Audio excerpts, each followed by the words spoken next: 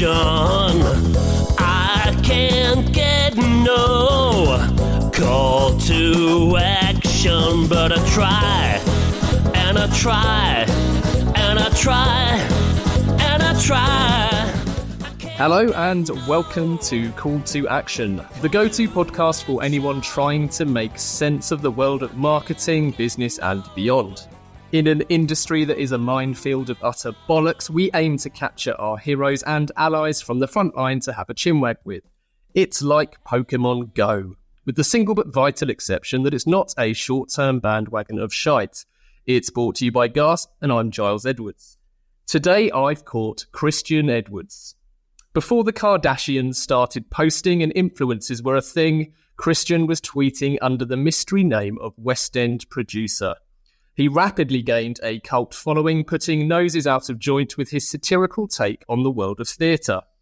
A whirlwind of creativity, for 14 years he inhabited the dom-swilling secret identity, appearing in real life at first nights, authoring books, writing regular articles in The Stage, and producing and starring in sellout shows on the West End and Edinburgh Fringe, always punctuated with the hashtag Dear. Then in theatre's greatest Scooby-Doo moment, Christian revealed his identity as the man behind the mask, bringing to an end one of the West End's most successful and unique theatrical runs.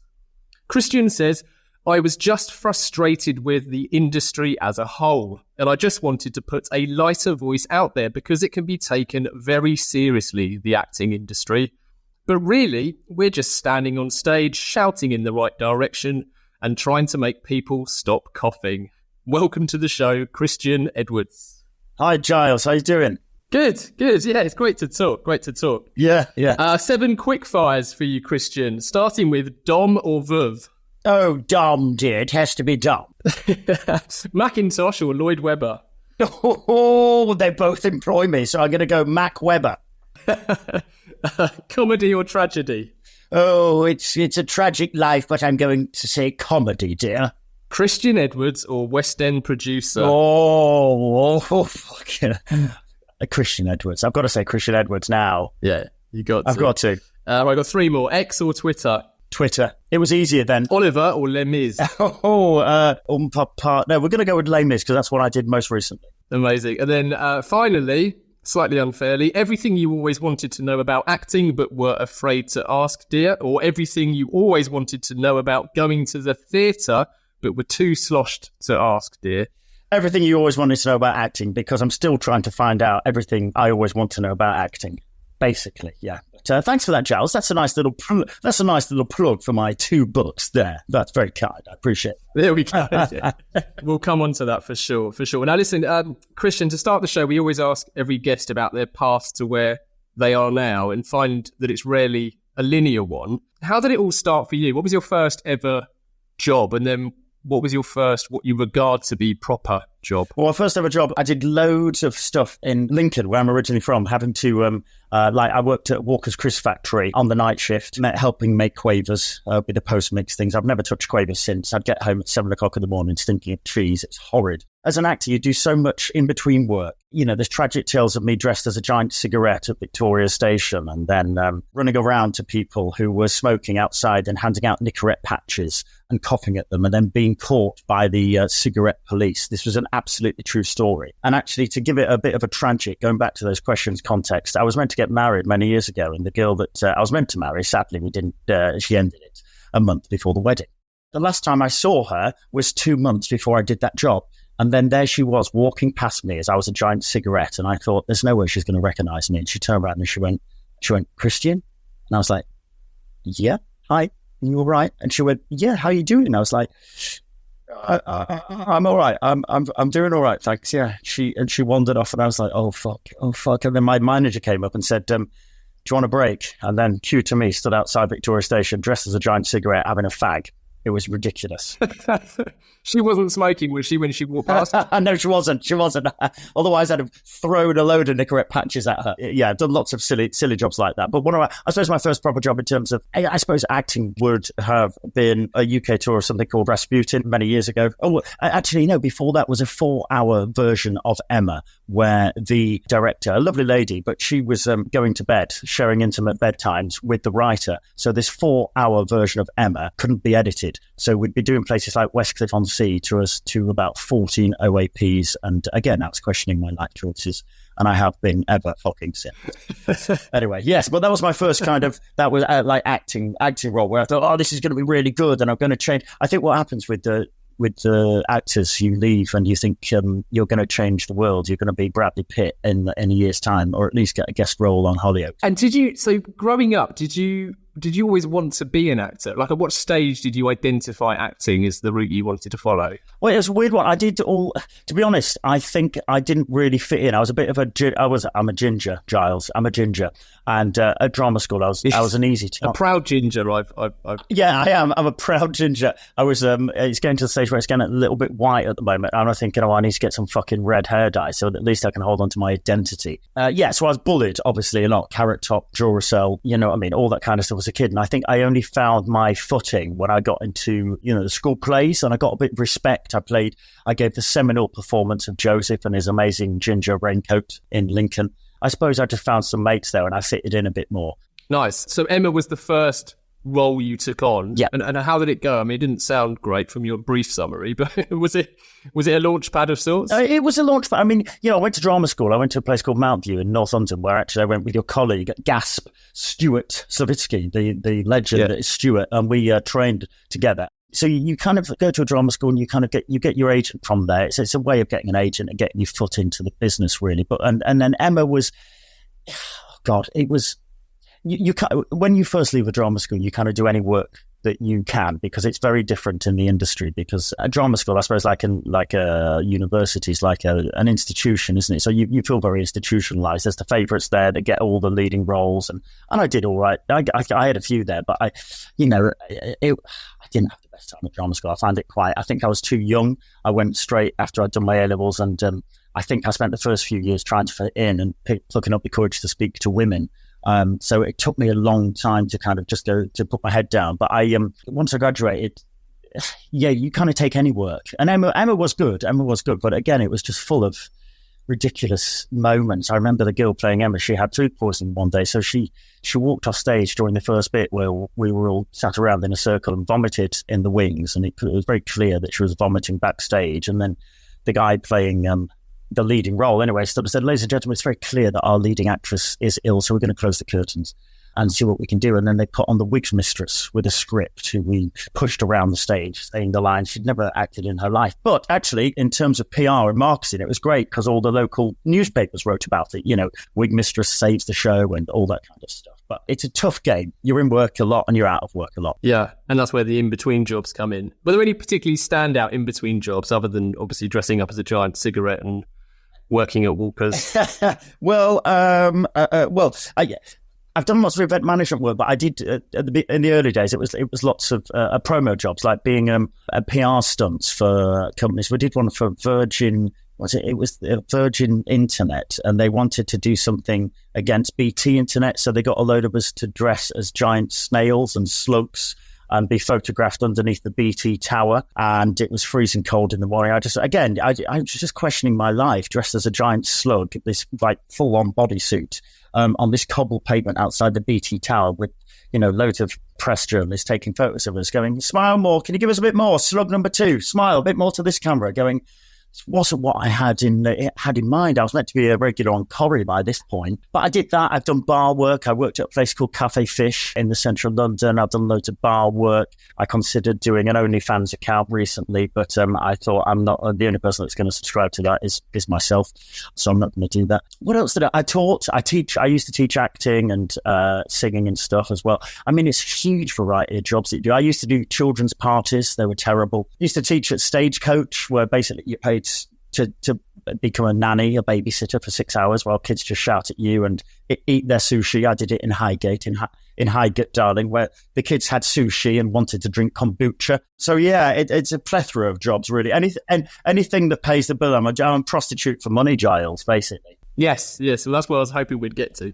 I often find, especially when I talk to people who work in marketing, and it's one of those things that looking back, you can kind of identify more so than you do at the time. But lots of people I've spoken to in our industry have credited early roles with giving them, lessons which have proved useful in their latter careers marketing, whether it's just because they're frontline and they're closer to consumers, or whether they're just a bit more, I don't know, the coalface of reality of what we do in marketing. Are there any jobs that have helped you in your acting profession? I think they all have. I think a lot of the ones, particularly where we're doing silly stunts, I've done ones for the PR companies where you do guerrilla marketing. You're doing guerrilla stunts where literally you're in a van and you have to jump out dressed as whatever. We did one for the launch of Bruno on DVD, and we were all dressed in these Bruno outfits, the bright pink outfits with the little unitard and running across Tower Bridge, but of course without any permission at all. So we were just told, get out, run across Tower Bridge, get a quick photo and leg it back into the fucking van and get off as quickly as possible. So guerrilla marketing and getting the shot and doing it with as quickly as possible, with spending as little money as possible. I help event manage those kind of things now. And I suppose what I've learned from all that is you just have to have balls to go, do you know what, I'm just going to do it. And those jobs where you feel like a bit of a twat, as long as you're big and you own it, you look like less of an idiot, because people just go, oh, well, they seem to have a good time, or I get what they're doing. As long as you do anything with confidence. What's the thing that we're always told? Strong but wrong. No, if you're going wrong, do it strong. If you're doing it strong, it won't look as wrong. Do you know what I mean? Because you're doing everything with confidence. So I've totally learned that you can blag your way into anything. And also another thing that I've learned is you can get in pretty much anywhere if you get a lanyard around your neck and a high vis on and walk in with confidence. And it really works. Honestly, you just walk in and just nod to the security going, all right, mate. Yeah. All right, mate. Yep. Yeah. I'll just popping up. I just did pop inside to see Sid or something. And they'll go, yeah, not a problem. It's amazing you say that. I think I've shared this story a few times. That one of my favourite tutors I had at Kingston University, he was a wonderful photographer called Chris Draper. That was his secret of getting into places where he clearly did not have, the right security credentials to be at. And he would just say, just wear a high vis. People don't question people in high vises. I love that. And like kind of, and if you do something wrong, again, reminds me of a jazz musician I know called Jake. And he always says the best jazz musicians, if they make a mistake, they make the same mistake 2 more times, so people feel like it's part of the actual song. I love it. Exactly. Well, exactly. There's a story about Kenneth Branagh, good old Kenneth Branagh, who apparently he was in Henry V, or it was one of the Shakespeare ones, and he was on stage giving his what's the famous Henry V speech? Lend me your ears, or whatever it is. But he forgot what he was doing, so it was, ladies and gentlemen, lend me your ears. Da da da da da da da da da da, the la di da di da. Da-di-da-di-da. And then he found his back way into it. And apparently the audience had no fucking idea. They were just like, it's really good. Because they were so involved in what was going on. So they didn't even realise that it was going di-da-di-da-di-da, di-da-di-da-di-da. So I've used that many times on stage. When you lose your place, you either just stand there with dignity and poise as though it looks like you're making a very dramatic pinter pause, or you just say something that sounds slightly relevant and hope for the best, and nobody will know. Do you know what I mean? You hope, anyway.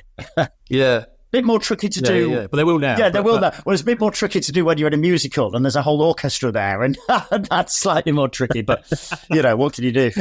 Yeah. It's amazing because that makes so much sense, but it must be, nodding back to your kind of early acting career, it must take so much time for most people to gain that type of confidence to do a Kenneth Branagh and wing it with confidence. That it almost feels like people are set up to fail in their early acting years. I think so, yeah. I think there's always that thing. Was it Jim Broadbent said that there's a fear, one of the biggest fears of an actor, and I suppose any creative or in any industry, but I suppose particularly in one where you're kind of your own business, you're your own brand, is that somebody's gonna come up to you and go, I've figured you out. You don't know what you're doing, do you?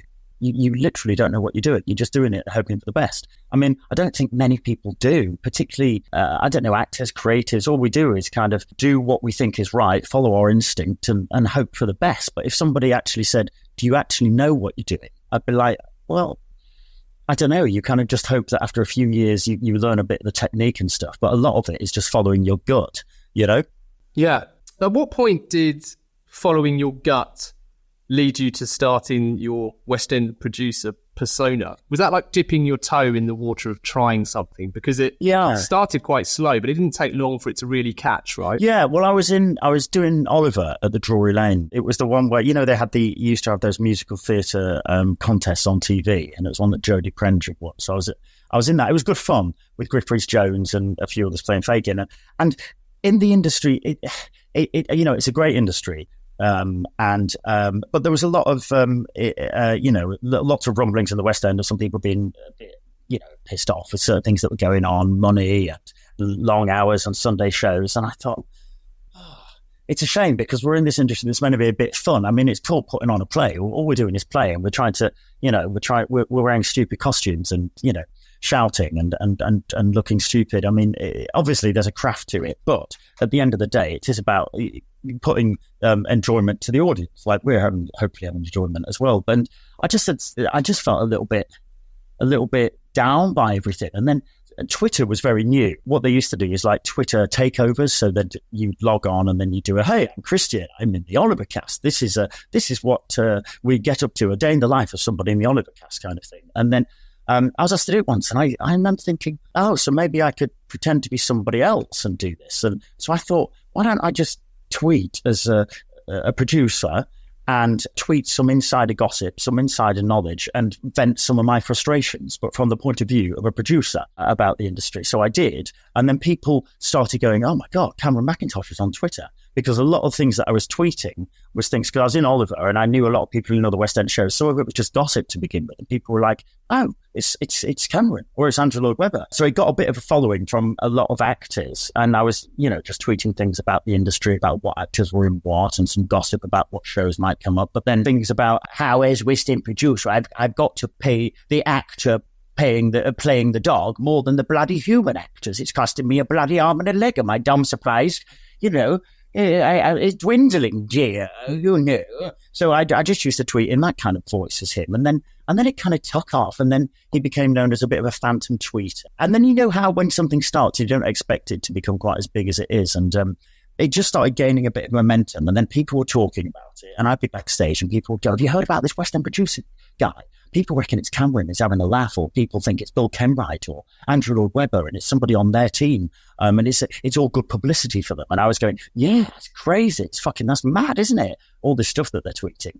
And then The Observer did an article about the phantom tweeter of the West End who's tweeting all this insider gossip and how he's tweeting about how the industry can be quite all-consuming and people in the industry getting fed up and all this kind of stuff. And then from then, it really took off. It had a big following. And from there, the shows and the books and everything just started coming. And I just kind of followed it going, oh, this is interesting. And West End producer became far more well-known than stupid Ginger Christian Edwards. So that became kind of more of my identity for a while.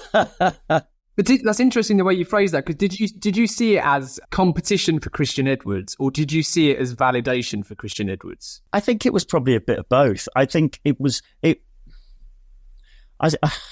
I think it was nice to do something that was deemed successful, whatever you think success is. Do you know what I mean? But it was nice to do something that had a following. It was nice to do something that seemed to be making a bit of a difference, because people were writing to me and people were responding, going, God, thank you for saying the truth. Thank you for being honest about how hard it is being in our industry. Thank you for voicing things that I can't voice. And because he was anonymous and incognito, I could tweet whatever I want. I could offend whoever I want.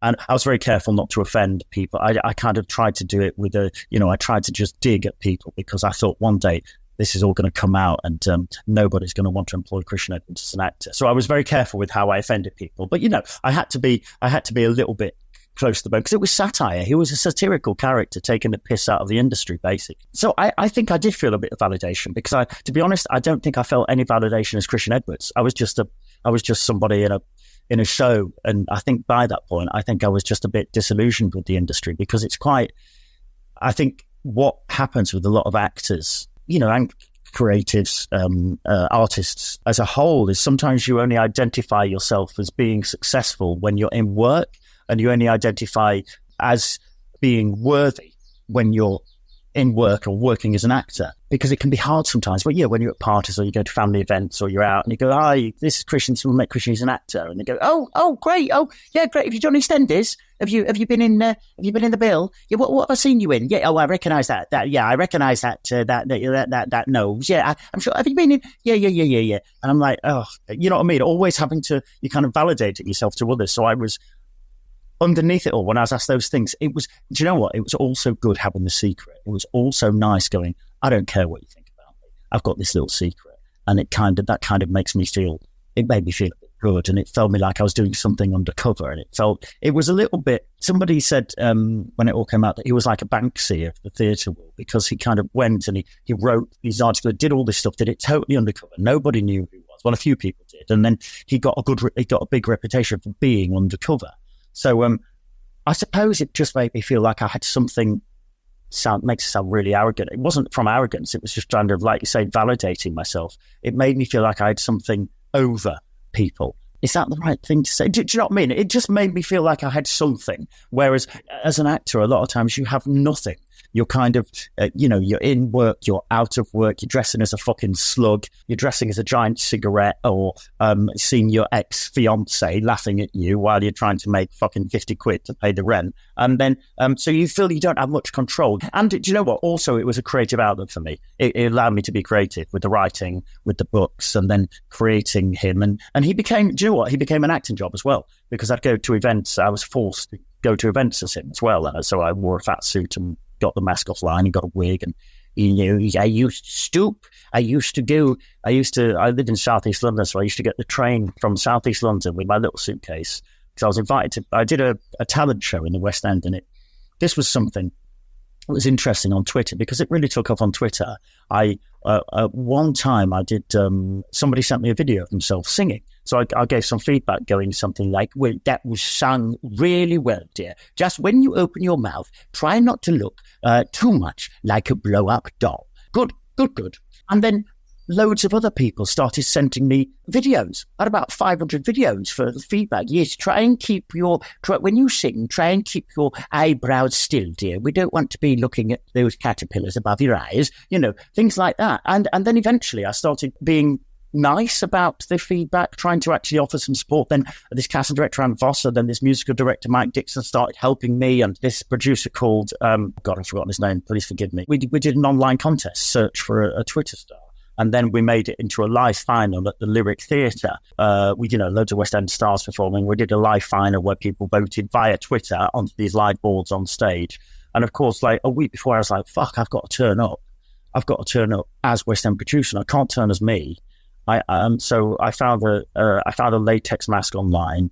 This wig mistress I knew got me a wig. I bought a suit from a charity shop and put a cushion under my belly. I stooped, put some gloves on, which you could tweet from. I did Bill Nighy hands, where the little last two fingers are kind of bent in, and I stooped and I gave him an elderly voice. So I said, I was an old man, and gave him glasses, you see. And then I went to the theatre and wore that bloody fat suit for 8 hours, watching the tech rehearsal and the dress rehearsal. It was like it was like a steam room sort of thing. But yeah, that's how the character of him was invented. Well, it was forced upon me, and then I played him as an acting role, I suppose, for a good 12 years after the first two of just being online. And I love how it evolved, obviously, from Twitter, where you have, your very real character limitations, to then taking physical form. At any stage during that process, and that must have been, I've crudely summarised probably several years there, but at any stage there, did you feel like you wanted to tell people it was you, or were you kind of buying into the kind of myth around who the person was as much as everybody else, and enjoying that side of the mystery? A bit of both. Sometimes I really wanted to tell people because sometimes I wanted to go say to people, do you know what? I'm this guy that's written these books or writes these articles and does this stuff. I'm not just Christian, this guy that's an actor and done a couple of shows. It was, and that was when it became a bit of a problem because I was more excited about West End Producer's success than I was about mine. You know what you do in terms of marketing? I kind of literally, as an actor, it's an interesting thing, isn't it? You kind of become the brand. We are the brand, really. And as West End Producer, I kind of created this online brand, this idea, and then I literally became him as the character. I, did the book signings, went to events, did radio interviews, did all that kind of stuff. And I suppose it made me feel, I felt successful as him. So when I was like speaking to people, sometimes I wanted to validate my own success and let people know, I'm not just an actor that's done a few shows. I've also written books. And I've done this. And I've created this character. And sometimes I wanted the validation, but most of the time it was kind of nice having the secret. Yeah, and also what I find really interesting when I first heard about it is that it's not just again trivializing the role of an actor, but you're not just pretending to be someone else and doing it so well that you've got this huge growing audience and this kind of fascination into who the character is, but you kind of crafting it from the off as well. It's not like it was a character that pre-existed and you're stepping into the shoes of Oliver, for example. You're creating it from scratch, and actually it's evolving, and then it has to manifest physically and attend things physically. And that just must have added to the speculation. And I wonder when you first turned up in your mask and your gloves and everything else, did that almost nudge people towards thinking you definitely must be Lloyd Webber, for example? Yeah, well, for some people, that's why. I mean, it was very clear that I was in a mask. It was a latex mask. I mean, a very well-known reviewer, critic, writer called Mark Shenton, he was at one of the press nights when I was at, and he was with this a guy from America who turned around and said to him, "Oh, look at that poor man. He must have had a terrible car accident, but look at the horrible surgery that he's had." And Mark was like, no, that's West End Producer, the person that nobody knows who it is. We think he's blah, blah, blah, blah, blah. So I think when people saw him, it went either ways. Some people thought, how would Cameron McIntosh or Andrew Lloyd Webber have the time to go to these events and get dressed up? But then other people went, God, this is a stroke of genius. If this is Cameron or Angela Webber or Bill Cameron or even Nika Burns, Sonia Friedman, it's fucking hysterical if they're doing this because they're ripping the shit out of the industry. There they are at other people's shows dressed as this old man, taking the piss out of what they're watching and commenting on theatre and being able to market their own shows at the same time. Because this is what one of my friends who works in theatre marketing said to me as well. He said that whilst you were doing it, you were also publicising all these shows for free with your huge Twitter following, from the articles you were writing, but just by being there with the photos that you're doing. It was free publicity for all these shows. So that's why I got invited. And that's why some producers even sent me bottles of Dom Perignon to say thank you for. So I was very happy with that. So I got I got to go to all the West End shows and got some 3 bottles of Dom Perignon and stuff. But it was an interesting one. And it did keep evolving. You're absolutely right. I mean, it came to the stage where when I was doing the books, I had the radio interview and somebody was asking me as West End Producer. So obviously I'd do whole interviews as him. I'd be out sometimes for 8 hours as West End Producer, talking like this, you see. And when people asked him about his, I remember somebody asked him about his history, how he got involved in theatre, and it just off the cuff, I was like, well, you see, my father was the first pantomime dame, and I was born backstage during a particularly bad production of My Fair Lady, where Eliza couldn't dance all night. So when I grew up, I decided I'm going to produce a really good version of My Fair Lady. So he just kind of came up with this stuff on the spot, and then I wrote it all down, and that became his biog, and that's how his voice, dear, I mean, the more I played him, the more he had a distinctive voice. The more I played him as well, I realised that he was a bit like an old actor friend of mine called Terry Soul, who I knew as a kid from working backstage at Lincoln, and then knew him in London as well. And he was an old actor who you'd go out to the Garrick Club or something, and he'd order his whiskey. And if the whiskey was given to him without any water, he would fucking lose it. I asked for water, and I wanted it lukewarm. You've given me ice-cold water. How long have I been a fucking member? All this kind of stuff. So I realised that he was a little bit of West End Producer. But But yeah, so yeah, the brand did keep evolving. And then I got the idea of making musical theatre jackets. So I buy all these jackets from secondhand stores and then go around and get all these theatre programmes and brochures and then put them all up and then put them on all the jackets and stick them on. And so he'd go as a piece of like human fucking advertising. He'd be a human billboard of theatre. So I'd go to press nights as that, which was ridiculous. People would go, God, he's making his own bloody jackets now. And it would just be, piece of paper that had been crudely cut up and stuck onto the jackets. But it looked quite good, actually. Yeah. And do you think it helped the industry take itself less seriously? Well, do you know what? I like to think so. When I came out with it last year, I think lots of people said with the consistency of it and the fact that he did all the stage articles, it was like an agony column. So people would write to him asking for advice. He did offer, underneath all the truth and the comedy of it, I suppose, there was truth about how to be in the industry and mental health and all this stuff. He was, I talked to him as a person. I mean, he was somebody who advocated mental health. He wanted to help people. I think he just said a lot of the truth that people didn't dare say before, which allowed people to go, oh yeah, I think people did reflect more. And another writer at the stage, a producer, and a writer said that he'll miss, and it was really nice because sometimes I question, if I'm honest with you, I go, what have I done that for 14 years of my life for? What have I got from it, actually? Yeah, it was nice to do the books and the videos and the reviews and the articles and the contests and all that stuff was great. And I took a show to Edinburgh Festival. That was all great. But I kind of think, well, what's it led to? It's just led to me just going, I've done that now. Time, weather, and... We interrupt this podcast to announce that we will never interrupt this podcast with ads. Ads that awkwardly nudge you to contact the pod's host, Giles Edwards. Only last week, some pod listening companies did just that, calling for guidance on building a funnel. But we're not asking you to do that. Nope. Anyway, back to the show. My first sort of proper paid weekly job was a holiday job as a student, which was driving a forklift truck at the Ribena factory. Call to Action, episode 11, with the one and only Rory Sutherland. Not what we were looking for, but hang on a minute. There we go. Given that you dedicated yourself to the topic of mental health and you spoke with an honesty that perhaps didn't really exist or wasn't as accessible, the people who needed to hear it probably benefited at a scale that was, I imagine, quite difficult for you to even see or realise. So it's almost as if you were kind of hidden from the amazing effects you must have had.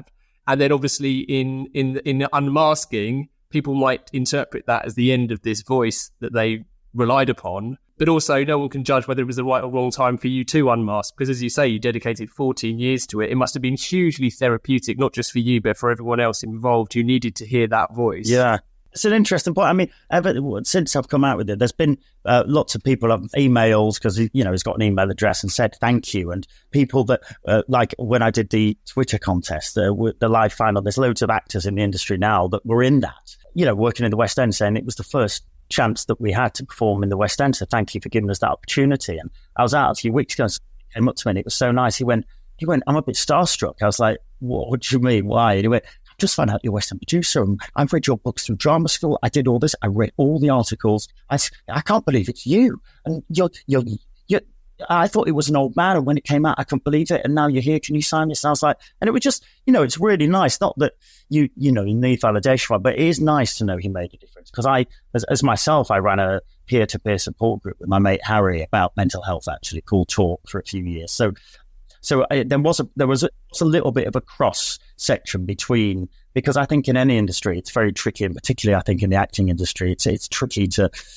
you don't want to be labelled as somebody with depression or anxiety or that kind of stuff, because you want to be able to be somebody that's employed all the time. But it's a very hard thing to talk about. So he did broach those subjects. So it was nice when people said that to him. It gave the whole thing a bit of validation, and it was good fun. Do you know what I mean? It was good fun, and at the end, I just had to go. It was the right time for me to stop doing it, and it was becoming a bit of a question about how am I just going to keep playing West End producer forever, or am I going to have to? Am I going to dedicate some time and do my own projects? I just remember I went to one press night and I was on the train and I got changed at the public toilets at Charing Cross Station, and it fucking stank. And there I was putting my outfit on and stank of shit, and I put the latex mask on, and the stink got in the latex mask. So I was watching, I forget what show it was, but all I could smell was the shitty toilets from Charing Cross Station for the whole evening. Nearly vomited in my mask at the end of the night. And I thought, do you know what? Maybe it's time to take a break. and also it did take over a bit. And because, as I say, I think sometimes he got invited to a lot of stuff, and sometimes I felt more successful as him, as me, for my own mental health. Yeah, it makes complete sense, and I don't think anyone can say whether it was right or wrong other than you. And kudos to you, not only for giving a voice to so many people who needed a voice, but also saying what needed to be heard. It's a fascinating thing. Did you feel like it was a type of typecasting? Now, obviously, actors are known for their parts more so than they are as individuals, I suppose, which must be one of the kind of weird things that actors have to juggle when it comes to any toll it takes on your mental health. Like, are you this actor or are you this part? Did it feel like the right time for you to kind of retire it and look at other projects and creative outlets? Yeah, absolutely. Because I think I'd, as I say, validated myself and spent so long. I was turning acting work down to make sure that he was in London to carry on doing his articles, to write his books, and I just kind of thought, because I was putting so much energy to West End producer. I had a fucking half of my wardrobe was his costumes, and I'm like, listen, I remember one of my exes going, "What, are you getting paid? Are you making lots of money from this?" And I was like, "Well, no, I make money from the books and the articles, but not a lot." And she was like, "Okay, so why are you still doing it?" And I think that kind of hit home a bit, going, "Oh, yeah, that's a good point, really. Why am I still doing it?" Because sometimes you can get carried away, can't you? And just kind of carry on doing something because it feels good and successful. And it made me reevaluate a little bit, I suppose. Since I've left him, he's still there. I didn't kill him off. Actually, a friend, do you know Mark Bukowski? You must know Mark. Do you know Mark? He's I do. Yeah. He kindly supported a mental health initiative that I started during the pandemic called Isolated Talk. Oh, brilliant! Well, that's great. Yeah, Mark would. He's great. But he reached out to me when I was doing West End Producers, saying at one point he said, "What you've done in theatre, creating a character like that and influencing and getting into the middle of theatre and managing to turn it on its head." He said, "It's something I've been trying to do for years, and here you come along and do it." It was really nice. And then so I spoke to him a lot, and he gave me some advice when I was doing West End. So he was somebody great to talk to. I really admired. And he, when I was talking to him about coming out of it, he very rightly said, "Well, don't kill him off. Just say he's going to go on break for a bit." And he was right, because I didn't want him dead. I was going to say he was watching the film version of Les Mis and he had a heart attack watching Russell Crowe's depiction. Yeah, you're not a singer, Russell. Come on, honestly, dear. They're a great actor. Yeah, so I was going to say that he'd had a heart attack watching that, but then it does make more sense to say he's gone on a bit of a break. And then also I'm trying to develop him for TV. We're looking at him might be playing a comedy character, because he's a bit like Mrs. Merton. He says things that other people can't. You know what I mean? Or just doing a little documentary about the whole thing, because it's just a fucking weird, ridiculous, quintessentially British thing, isn't it? You know, that weird thing that Brits people do sometimes, the silly comedy things that they do. So yeah, it was just the right thing to do. And now I don't wear latex very much in my own personal life, you'll be pleased to know. So yeah. One of the other kind of parallels I think I've made between you and this role and other creatives of all shapes and sizes that we've had on is that need for additional creative outlets. Yeah.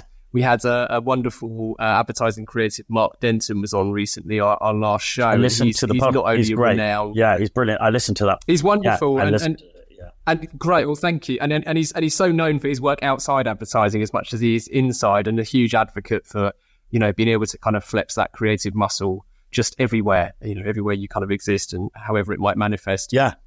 Is that something that you kind of realised at the time, or looking back, you think was significant to yourself as a creative, as an artist? Yeah, I didn't realise it at the time, but you're absolutely spot on, Giles. It's that thing of going, you need, as somebody who it's part of your makeup, isn't it? Do you know what I mean? You need an outlet. You need, and when I don't, I'm one of those kind of people, a little bit all over the place, a little bit ADHD, who has, as I think a lot of like actors, creative people are, that I have to have projects ongoing. Otherwise, I sometimes just, if I'm honest with you, sometimes feel, what's the point?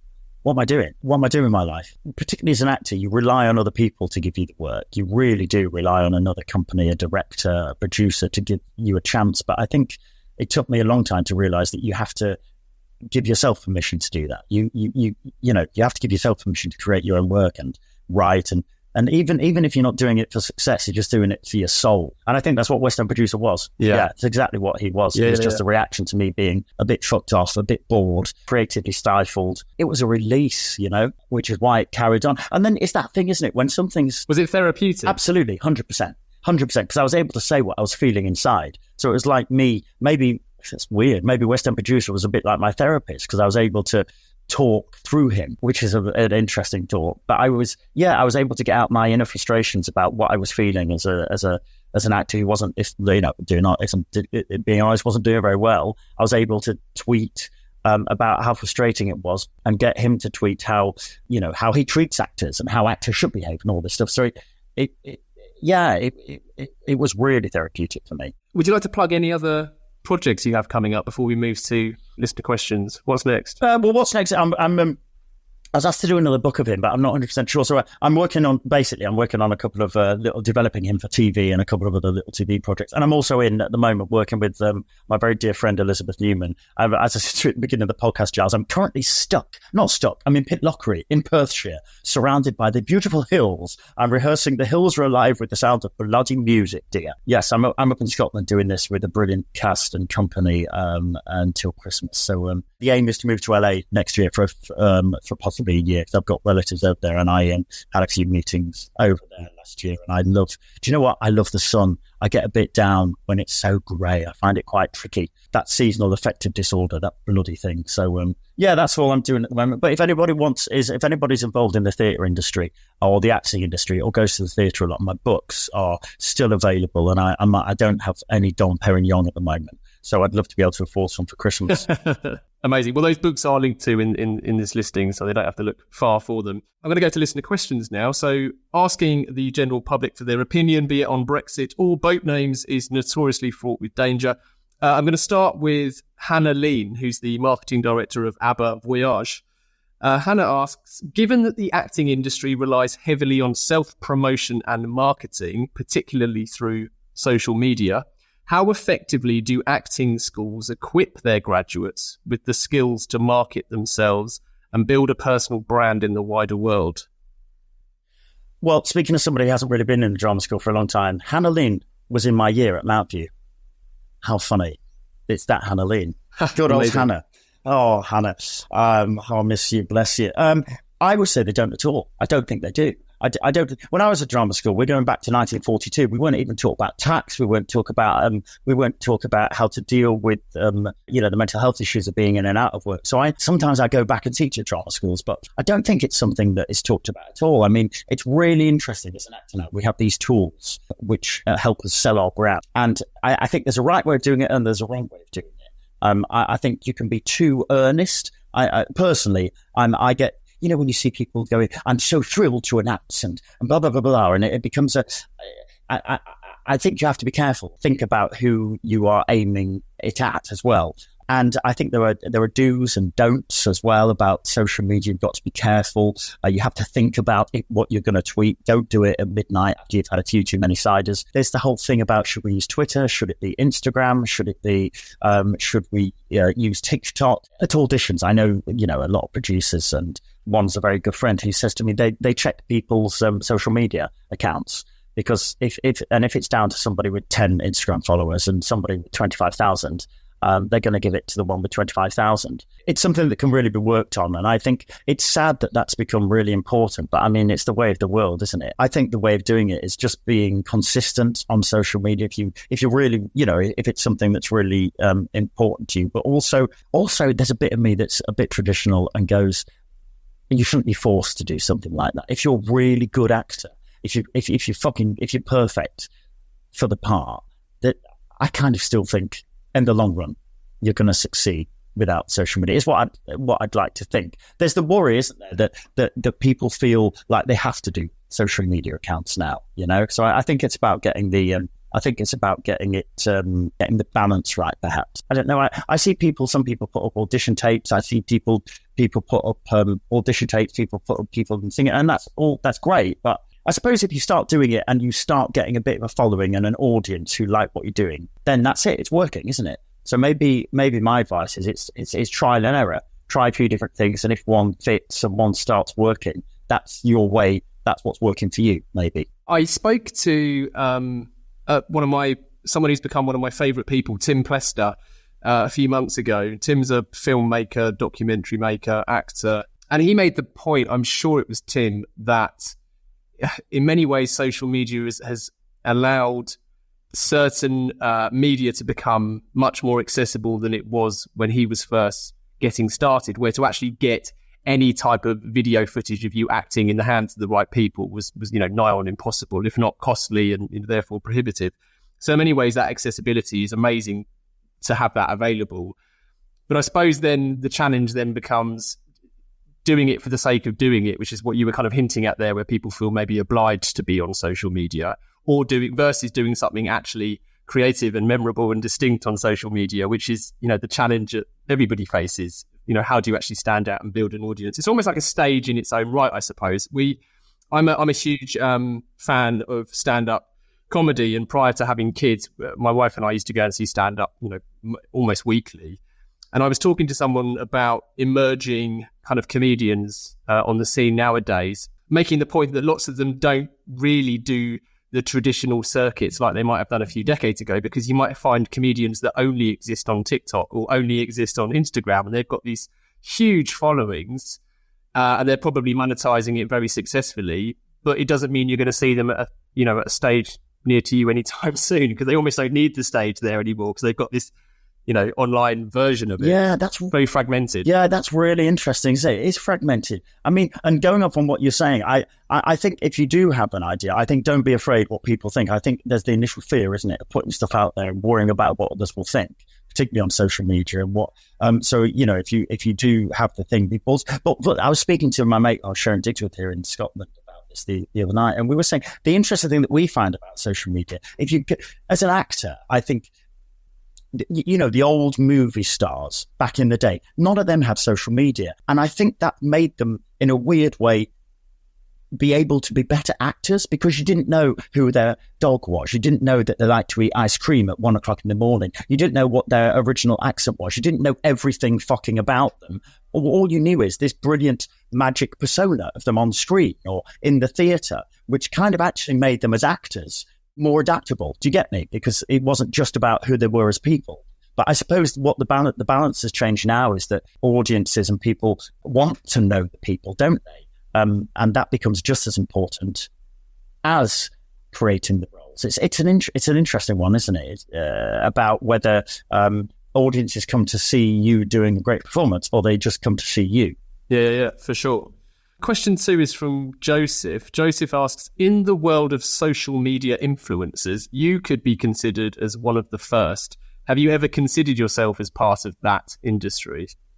It's funny. I only ever considered that when I came out with it, and somebody said to me, you were like one of the first influencers. And in fact, Stuart, who works with you, said that to me. You were one of the first that comes out of it. And I never considered myself as to be an influencer, because my idea of an influencer used to be, people, very good-looking people with loads of Botox, wonderful sculpted bodies, hanging around pools and drinking fucking free drinks in Dubai or something. And that was what the influencers seemed to be. So that gave influencers a really bad name. But I think that is starting to change now, isn't it? Where you have influencers who are like on social media. I follow all these brilliant people about, healthy food and fitness and all this kind of stuff. And they're influencers now. So I think the term influencer is starting to change. I think it used to have a bad reputation because of these people in Dubai. And I'm not saying if you're in Dubai and you're an influencer, you're a bad person. I bet you're lovely and you've got great lips. So you carry on doing what you're doing. There's other influencers now that are valid and are really good for people's life, mental health advocates, people who, and, a lot of well-known, doctors and specialists in their fields are now influencers and they're getting book deals out of it. So I think now the tide has turned.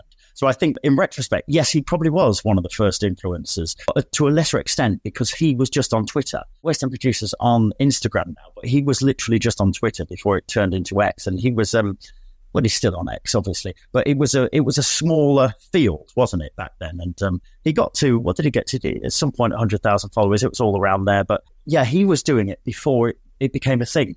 So it seemed more innocent, I suppose. I suppose in the past, when I speak to my nephew and niece, and you hear young kids saying they want to be an influencer, that I suppose that used to make me go, oh God, people want to be an influencer. But then the people I admire are influencers who are masters at their game or are specialists who are then also influencers. Do you get what I mean? Yeah, for sure. It's not like a means to an end, I suppose. You become, you're brilliant in a certain field or followed in a certain field, therefore you have influence. You don't start off saying I want to be an influencer and then work out what the I suppose topic is. Yeah, exactly. Yeah. But in answer to your question, I think now I look back and go, yeah, probably he was, but before it even existed, yeah, it's weird. It's very weird. Yeah. And it wasn't a pool in Dubai, squatting in leotard. It was sadly. It was a fucking pool in bloody Butlins. Oh, I actually did. No, actually, funnily enough, I did this cruise. I have to tell you, I did this cruise called, they do Stages Cruise, which is musical theatre. Oh, my God. Yes. I didn't know whether to bring this up. Oh, but go on. My God. It's basically a cruise ship full of the biggest West End lovers, and they think Michael Ball is a god. And you have all these musical theatre performers on there. And I went on there as West End producer, just walked around, did the odd interview here and there. Did it the first year, then I was asked to go back the second year. But he was treated a bit of an influencer there because people knew who he was and everything. But I did a show at Edinburgh. And I have to tell you this to just say how you just get the interest, how, you have highs and you have fucking lows, Giles. You have lows. So I did a show at Edinburgh, which was good fun. I enjoyed it. And it went down well at Edinburgh. But it was a show for an intimate venue. And then I went on this Stages cruise ship where you were woken up every morning with John Barrowman singing, "Oh, what a beautiful morning," into your bed frame, whether you liked it or not. And you went, Jesus Christ, I'm getting over my gins this morning, and here's fucking John Barrowman waking me up. Jesus. So I was asked to do my show on this cruise ship by one of the producers who put some money in for my show to go to Edinburgh. So I said, of course. So we turned up, and then they said, we think we're going to put it on the main stage. Just because, you get more of an audience. And I literally at the time was like, but it's small, it's more of an intimate show. I'm not sure it's going to work on there. And they said, no, trust us. It's going to be fine. It's going to be fine. So I was like, okay. By this point, I was shitting myself. I knew it was the wrong thing to do. So before me, there was Alfie Boe giving his all, him and his huge orchestra. Then there was Sheridan Smith singing all her greatest hits. I mean, hugely brilliant Sheridan Smith and the dancers and everything. And then there was me, West End producer, doing the show after those two, jumping onto stage on an inflatable whale, singing songs on my own piano, taking the piss out of Michael Ball and John Barrowman, singing songs like my Willie Whale, the best friend a boy can have. Are you going to help me, ladies and gentlemen, find the leading actor to be my free Willie Whale? Yes. And it was a Mickey take out of musical theatre, and it was me trying to find the leading actor for my aquatic-based water musical that was going to happen underneath the Thames, and we were looking for somebody to play the leading whale, and nobody got it. And I looked out front, and I saw people standing up and walking out in droves, all these old dears going, because there was a bit of swearing, and walking out, and I was going, fuck. So in my mind, I just tried to cut through it. It was awful. And underneath, one moment in 30 minutes into it, I could just feel this little tear going down underneath the mask as I thought, oh my God. It was one of the worst moments. I came off stage, I took the mask off and I threw it on the floor and I jumped up and down on it. And I thought, that's it. I can't do this again. It was the most humiliating, embarrassing moment in my life. Yes. Well, I mean, sometimes people are just not your audience, right? And there's a lesson there. Yeah, exactly, yeah. The final part of the interview then, Christian, is our 4 pertinent poses, starting with what advice would you give to your younger self? Eat more fibre. Lots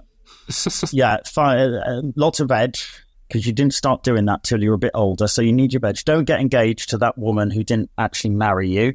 Don't do that, because it's a waste of 5 years. Also, don't let fear stop you doing stuff. Don't let what other people think of you stop you doing stuff as well. Because I've stopped myself doing lots of things because people have said it's not the right thing to do and blah, blah, blah, blah. And I've always thought it might affect my reputation if I do that. But you kind of just have to follow your own instinct, don't you? And I suppose that's what and I'm not saying I'm a great artist at all, but I mean, people I really admire, they've got a voice of their own and they've just done it. And whether people liked it or they haven't, it's those people that get the respect because they've had an individual view of the world, I suppose. So I would say to myself, if you've got an idea, do it and don't just rely on other people to give you work. I'd say more so. I'd say more so on that. Don't only do work because you think it's going to be good for your CV. Do work because it's good for your soul. If you think something's going to make you happy, do it. Yeah. I think, wasn't there?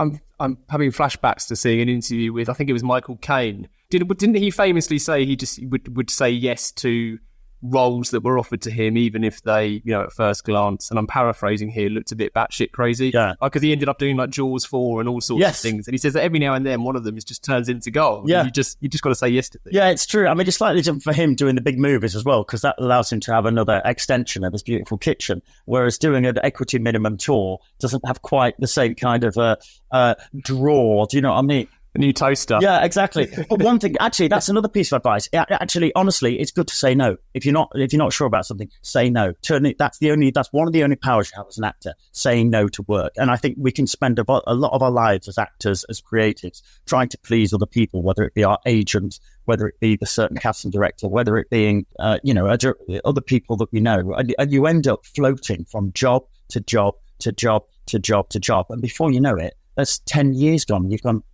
actually, what the fuck? I've just floated, but I haven't actually made a decision. I haven't decided what kind of actor I want to be. And I think it's important at some point to go, no, this is the kind of work I want to do. This is the kind of work that I admire. This is the kind of work that I want to do. I might be out of work for longer periods, but fuck it. I'm just gonna wait, and I'm gonna do that. You know what I mean? Yeah, well said. Yeah, really good advice, that. Number 2, if you could banish one thing from your industry, what would it be and why? I would banish the idea that if you reach out to people directly, that you're desperate. I think there's an idea these days, particularly for actors, that if you're reaching out to people, if you're sending emails, if you're doing all this stuff, you're desperate, that it should just be left to your agent, that it should be. But I'd want to get rid of that idea. I think somebody trying to reach out to people themselves, it's not desperation. It just shows somebody that's willing to try and find their own work, find their own success.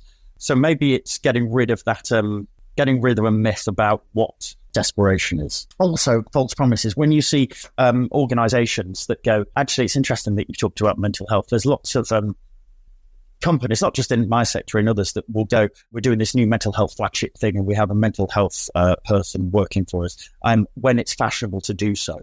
But then when you actually see what's happened a couple of years down the line, those people don't even exist anymore. So I would banish people who make false promises because it looks fashionable to do so at the time. Yeah. Oh, there's plenty of that in our world. Yeah. They issue a press release about some intention to do something and then it just fizzles out. Yeah, exactly. Number 3, are there any books you could recommend to our listeners? Are you a reader? I'm a reader, yeah. I mean, but about acting or about anything? Anything. Can be either or. Right. Or both. I love ultra-processed people at the moment. It's about how we, I forget the name, it's Chris somebody or other, ultra-processed people. It's about basically how we eat basically about a 60% ultra-processed diet and how they're saying that's now been directly linked to major health issues that we all have in our society. Because most of our food is packaged, because most of us are so busy, like, you're in your office, like I'm at rehearsals and stuff, so you go and grab a quick sandwich, but the sandwich is just ultra-processed food. If you stop at a garage up and down the country, all you can have is ultra-processed food. So they're talking about how all this stuff that is ultra-processed that we're putting into our bodies is actually killing us, which is why the rates of cancer and all this stuff is soaring at the moment. Really interesting. As an actor thing, read, if you're interested in acting, Anthony Sher, Year of the King. It's a brilliant journal about an actor getting into the roots and the core of acting and how it is to be in an acting company. I'd also say Kenneth Branagh's book on that as well. And purely kind of like mental health wise, I love Johan Hari's book, Lost Connections. It's an amazing book about depression and how his idea is that it's about the fact that we're lost, and actually talking about social media, that we spend so much time talking through a laptop, and how society post-COVID has pushed us probably 10 years ahead in our use of social media and digital media, that our brains can't really deal with it. And we're not looking at people in the eyes, so we're not actually having those kind of those chemical reactions. Yeah, my nephews and nieces, the amount of time that is spent online and on social media and on Twitter and talking on Snapchat and on TikTok. And I get it, because in one respect it's great. So I can see it's good because kids are communicating that way. So there is a friendship developing. But from that, you can also have online bullying, cyberbullying. You just lose the element of play like we did when we were kids, being outside and just being with somebody else, being with another human, something that I worry we're losing the capacity to do. Do you know what I mean? Oh, 100%. Yeah, more than I can articulate. I've had huge concerns about that for a while. In fact, going back to your point on eye contact, during the pandemic, I actually bought, it was a Kickstarter project in the US, but it was effectively a webcam that you could dangle down on your screen. So I could marry it up to faces in order to try and maintain eye contact, because I really struggled doing video calls. Yeah. Did it help? It massively helped. Yeah, massively helped me. I mean, obviously the people on the other side have no idea, but I suspect that to them it looked at least that we were maintaining eye contact. Yeah. So yeah. It's really. But anyway, really, I do think that's important, and I notice it myself. I mean, I've got 8 nieces of varying ages from 3 to 26, and you can see the effect it's had on all sorts of people. That we come across.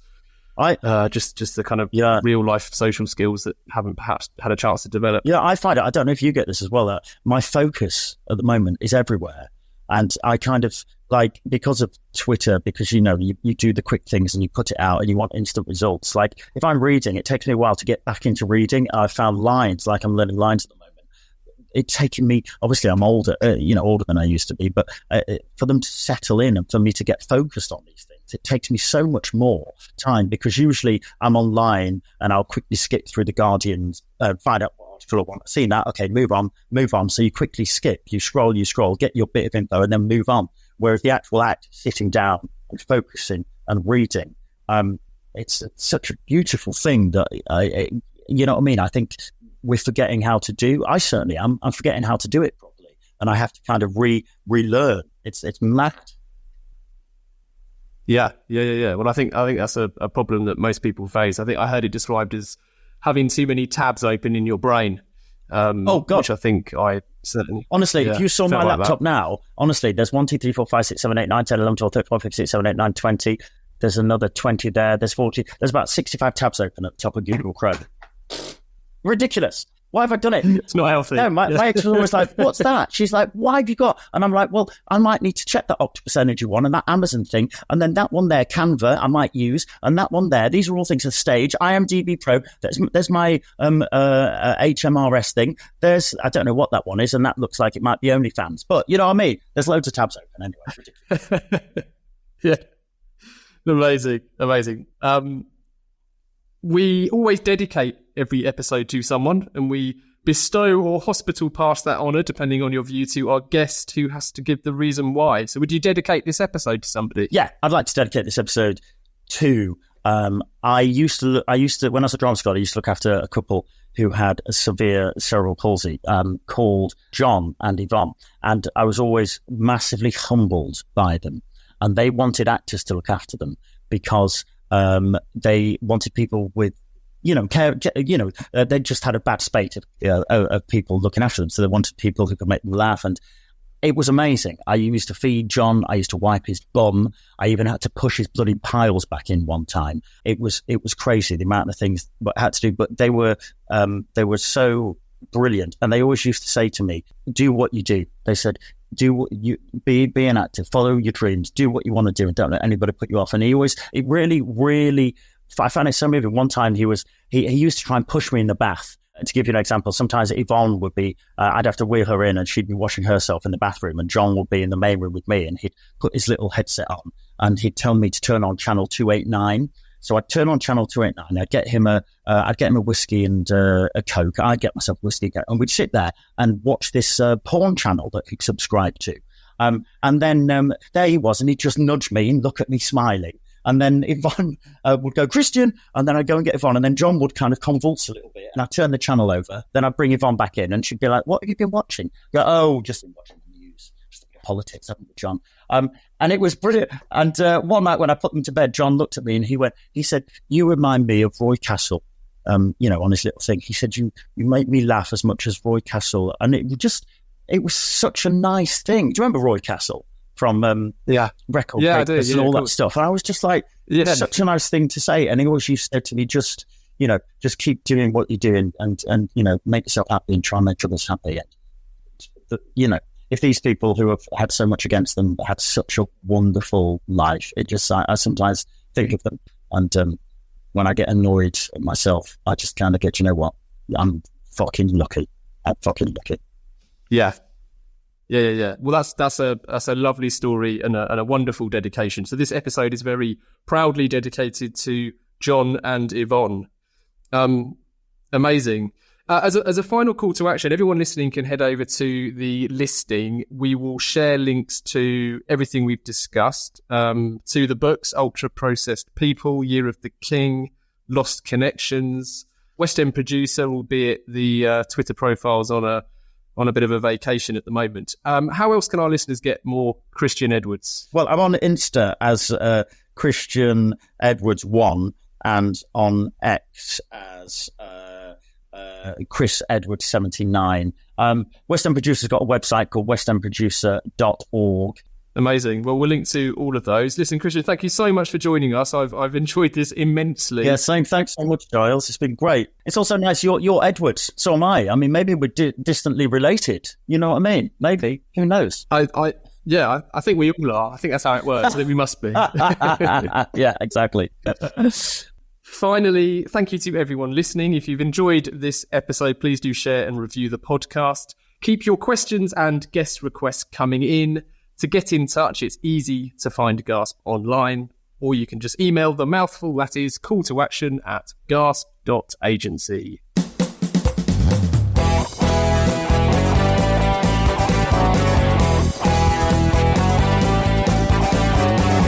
I can't get no call to action.